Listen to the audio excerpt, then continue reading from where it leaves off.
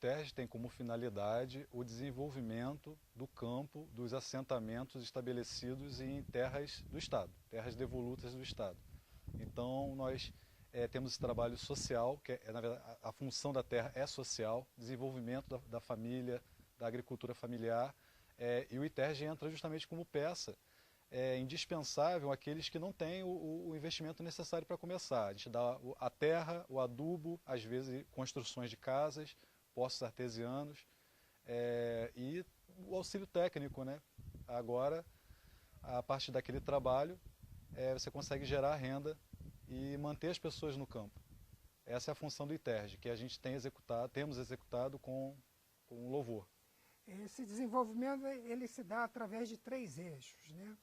Um são os projetos que representam a política pública do Estado. Então nós temos projetos de fruticultura, de apoio à produção, de máquinas e equipamentos, de veículos, de transporte, e outros insumos, como adubo, calcário, como o Leonardo colocou muito bem. Então são 3 eixos, o de projetos, em que a gente, hoje, em vez de trazer as políticas públicas federais para o assentado, hoje, que no caso é o crédito rural e outras facilidades, hoje o ITERJ, ele que faz esse input, né, e leva todo o material necessário ao produtor. Então, há um desenvolvimento desses 3 eixos, que no caso o dos insumos, o produtor que hoje, em contato com o técnico, ele vai aprendendo e o técnico também vai aprendendo, porque é uma via de mão dupla, porque na verdade você leva a tecnologia, mas você também tem que se adaptar ao sistema, né, a toda a história daquele produtor, daquele ambiente que ele conhece melhor do que você. E o mercado, que hoje se falou também, que é a questão de colocar esse produto no mercado, não apenas produzir, mas colocar esse produto no mercado. E hoje, com esse trabalho que tem sido feito aqui em São Gonçalo, em outros assentamentos, de vender diretamente para as escolas, né, tem sido uma saída, vamos dizer assim, que tem mostrado resultados e incentivado os produtores a produzir mais para esse trabalho. Então, essa questão da pergunta, desse relacionamento, é isso. Primeiro, houve um certo choque, vamos dizer assim, de culturas, né? Porque você traz a cultura da tecnologia e ele tem a cultura daquele meio em que ele sabe quais são as dificuldades e ali a gente vai, ao longo do tempo, vai melhorando aperfeiçoando a tecnologia aplicada àquele lugar, né? Em direção à agricultura familiar, ou seja,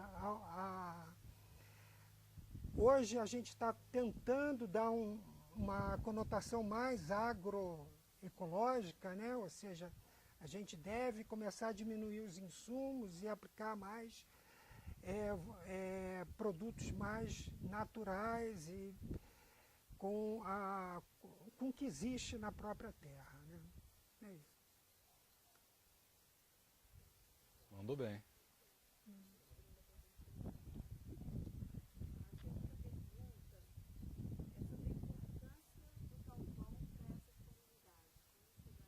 Bom, sempre o primeiro. O galpão é uma necessidade. O ITERJ adquiriu muitas máquinas e não havia local para colocá-las, né, para guardá-las, né? Elas ficavam ao tempo, então a depreciação é muito maior. Então esse galpão veio com uma necessidade não apenas de guardar essas máquinas, os insumos em segurança, como também prover um espaço de infraestrutura para pesquisas, por exemplo, com banheiro, cozinha, com uma suíte, caso pessoas precisem pernoitar. É uma extensão do ITERJ, né, no campo, e tem essa função múltipla de propiciar N possibilidades, pesquisas, estadia, segurança, abrigo, enfim, entre outras que eu não lembro quais, mas várias utilidades. Era necessário que o ITERJ tivesse uma referência local, uma estrutura local. Hoje o técnico chega, ele não tem para onde ir, ou seja, ele é obrigado a visitar algum produtor, e ali não, ali podem ser armazenados os produtos, na hora de liberar o produto para o produtor, o técnico ele pode dar as orientações que ele precisa na quantidade de adubo, de semente, o que ele tem que fazer, a época de plantio, o espaçamento. Então, é um lugar de referência, vai ser um local de referência em que ele sabe que vai estar o produtor local, sabe que vai estar o técnico do ITERJ, além de abrigar os equipamentos, consertar, a gente ter controle de conservação de equipamento, de trocar peça, de manutenção. Então vai ser um lugar, e futuramente, quem sabe até de uma feirinha de comércio, deles levarem os produtos lá, uma espécie de um entreposto. A gente não sabe ainda, mas hoje é uma estrutura para abrigar, para eles fazerem a assembleia quando precisar, para a gente usar, para o técnico do ITERJ usar como ponto de apoio, para receber o produtor, para distribuir os insumos, os adubos, sementes, né? E, como eu disse, até em alguns casos fazer conservação de máquinas e equipamentos. Ter um controle das máquinas e equipamentos. Ok? É isso. É uma recente vitória do ITERJ por conseguir emitir a DAP. O que significa a DAP na vida dos acampados? Qual a importância do ITERJ emitir esse documento? Bom, a DAP como poderíamos dizer, ela é uma porta de entrada, ela é a primeira coisa que o agricultor familiar precisa para ser reconhecido como agricultor familiar. Declaração de aptidão ao PRONAF, ou seja, ela é oficialmente, a família oficialmente é agricultora. Com essa DAP ela abre portas para o PRONAF, que é o crédito rural, né, para fazer investimentos na propriedade. Desculpe, sim, pode falar. Não, para as políticas públicas do governo federal, que hoje o ITERJ vem substituindo. O ITERJ não deve continuar essa política a longo prazo.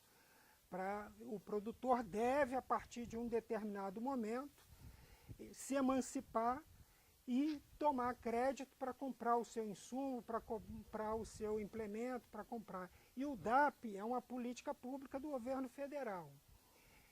Tanto para obter crédito em banco, que é o PRONAF, como ele falou, quanto para vender o produto dele em políticas públicas também de compra, que o Estado compra produtos agrícolas. Ele precisa disso para reconhecimento como ele disse, como agricultor familiar. É como se fosse uma certidão de que ele se encaixa naquela característica de agricultor familiar e que tem direito porque os créditos são subsidiados, tem toda uma série de, vamos dizer assim, de favorecimentos, né, que são créditos, são subsidiados, de compras a preço de mercado. Então, tudo isso ele consegue só consegue tendo o DAP. A DAP. A DAP é o primeiro passo, né?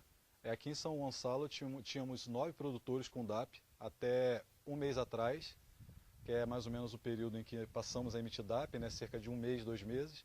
Nesse período já cadastramos 9 pessoas. Mais 4 pessoas. Mais 4 novos produtores e para vender para a escola, como o seu Onofre está vendendo hoje, ele tem que ter a DAP.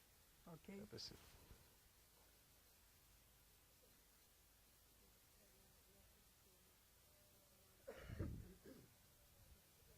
Aqui não tem esse problema de gaguejar, porque corta tudo mesmo, só pega um pedacinho aqui, um pedacinho ali, um pedacinho. Se pegar, se usar, né? Fechou, gente. Fechou. Já é.